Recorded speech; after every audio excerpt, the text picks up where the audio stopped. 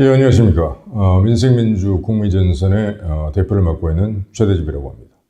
오늘은 어제 조선일보 인터뷰에서 이준석 국민의힘 신임 당대표가 한 말, 특히 이제 박근혜 대통령 관련돼서 한 발언이 있었는데 그 발언은 어떤 심각한 문제점에 대해서 말씀을 드리도록 하겠습니다. 어제 저는 조선일보 일면에 보도된 그 인터뷰를 접하고 과연 이게 정상적인 어떤 사람이 할 수 있는 말인가, 그런 어떤 깊은 의구심을 가지고 인터넷판도 한번 찾아보고 지면에 있는 그런 어떤 인터뷰 기사들도 또 유심히 읽어보고 그렇게 했는데 이 기사는 이제 조선일보의 정우상 정치부장이 직접 인터뷰를 하고 쓴 기사입니다. 그래서 그 내용들을 보니까 이준석 당대표가 직접 한 말이 정확히 맞습니다.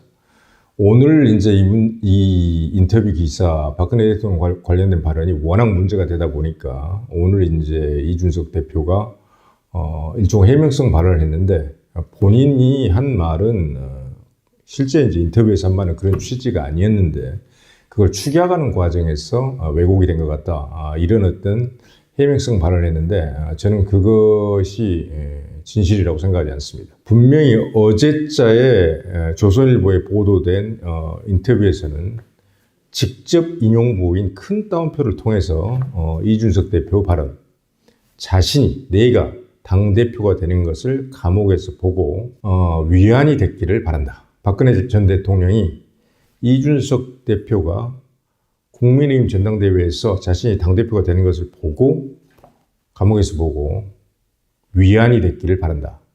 그런 말을 직접적으로 본인이 한 것이고 그것을 정우상 기자, 조선일보의 정치부장이죠.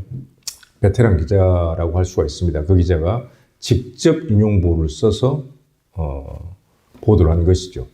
직접 인용보를 써서 보도를 우리가 보통 기사에서 한 것은 그 말을 기자가 본인 임의대로 축약하거나 요약해서 그렇게 하진 않습니다.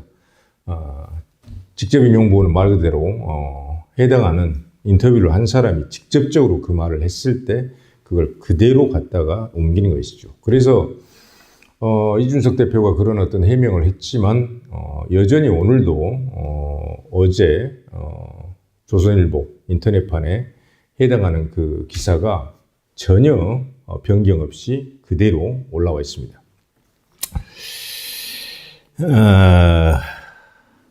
이준석 대표의 발언. 이준석 대표는 이번에 제가 여러 번 말씀을 드렸습니다만은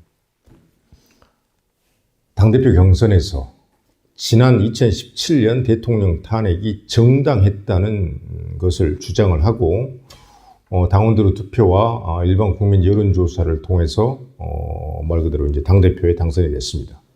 탄핵이 정당했다고 주장을 한 것이죠. 그런데 탄핵이 정당했다고 주장을 해서 당대표가 된 사람이 또 심지어 이제 이준석 대표를 정치에 입문시킨 사람은 과거 새누리당 비상대책위원회를 꾸릴 때 비상대책위원장을 맡았던 박근혜 전 대통령이 20 중반의 청년인 이준석 현 당대표를 새누리당 비대위원으로 영입하면서 정치에 입문하게 됐고 또 여러 가지 정치인으로서 인지도를 갑자기 크게 올리게 된 것이었죠. 즉 박근혜 전 대통령이 최초로 정치인으로서 사실 유례를 찾아보기 힘들 정도로 사실 20 중반의 나이의 청년에게 굉장히 어떤 중요한 자리를 맡긴 것입니다. 그렇게 해서 정치에 입문을 한 다음에 10년이 약간 넘는 시간이 이제 흘러서 이제 당대표까지 된 사람이 박근혜 대통령이 탄핵당한 것이 정당했다. 그걸 주장을 해서 본인이 당대표가 됐는데 그걸 박근혜 대통령이 감옥에서 지금 올해 박근혜 대통령 연세가 70입니다. 70. 그리고 여러 가지 병고를 치르고 있습니다. 박근혜 대통령 병세에 대해서는 그분의 개인적인 어떤 프라이버시 문제이기 때문에 제가 자세히 말씀드리지는 않겠지만은 여러 가지로 건강이 상당히 좋지가 않습니다. 그분이 지금 4년 넘게 독방에 갇혀 있는데 그 모습을 감옥에서 보면서 위안이 됐기를 바란다. 위안이 됐겠습니까? 상식적으로 생각해서 다른 사람에 대해서 사람은 기본적으로 평균적인 보통 평범한 사람은 타인의 감정에 대해서 공감하는 능력을 원래 우리가 본성적으로 가지고 있습니다. 따라서 그런 박근혜 대통령이 이준석 대표가 당대표가 되면서 탄핵은 정당했다. 그런 것을 주장을 하는 것을 보고 배신감을 느끼지 않았겠습니까? 그리고 허탈함을 느끼지 않았겠습니까? 그리고 실망감과 절망감을 느끼지 않았겠습니까?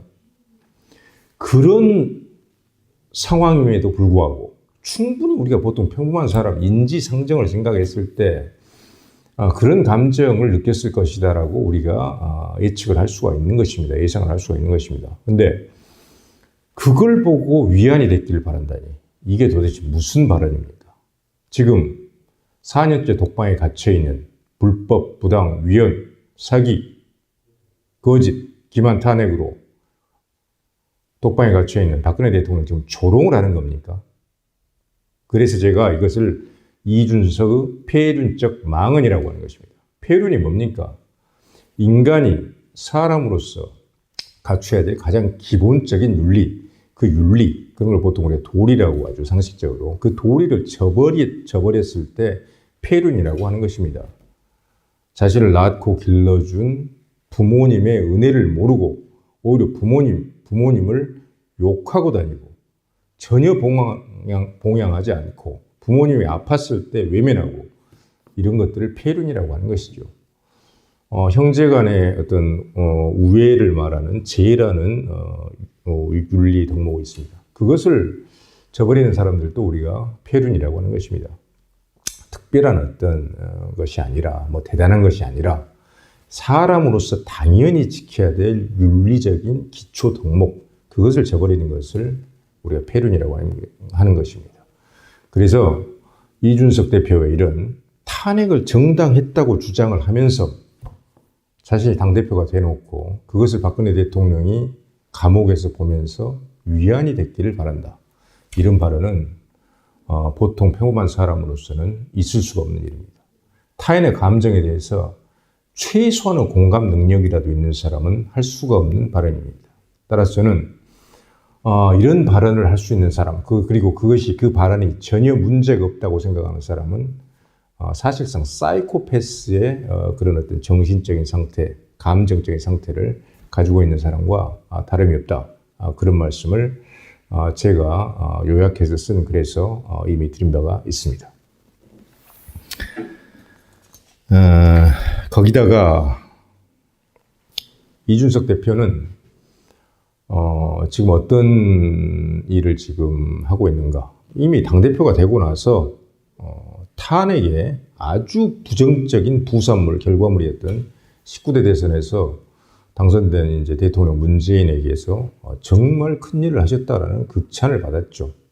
극찬을 받았습니다. 그리고 탄핵 과정에서 특검의 수사팀장으로서 말 그대로 뇌물죄, 전혀 뇌물죄에 해당되지 않는 뇌물죄를 뒤집어 씌우고 경제공동체, 그 다음에 묵시적 청탁, 이런 부당한 법리를 개발해서 무고한 박근혜 대통령의 죄를 다 뒤집어 씌우고 구속시키고 지금까지 감옥에 갇혀있게 만든 핵심적인 역할을 한 지금 윤석열 총장을 빨리 입당하라고 영입을 지금 하기 위해서 노력을 하고 있죠.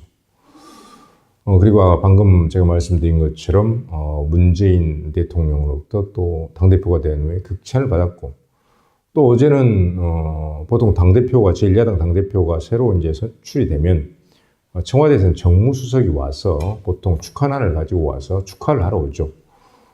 그 사람하고 이제 얘기를 하면서 제1야당의 당대변인을 소위 뭐 토론 배틀이라는 방식으로 뽑는다고 자기들이 이제 얘기를 했는데, 토론 배틀이라는 방식으로 뽑는 그 선발 과정에서 말 그대로 지금은 정권 교체를 위해서 완전히 대립각을 세워야 될 이 정권을 완전히 종식을 시키고 그 잘못을 바로 잡겠다라고 그런 의지를 가지고 투쟁의 대상이 돼야 될 그런 어떤 문재인 정부의 청와대 정무수석을 자신들의 공당인 국민의힘의 입이라고 할 수 있는 당 대변인을 뽑는데 심사위원으로 위촉하겠다 그렇게 어떤 제안을 했고 또 그걸 또 받아들였다고 합니다.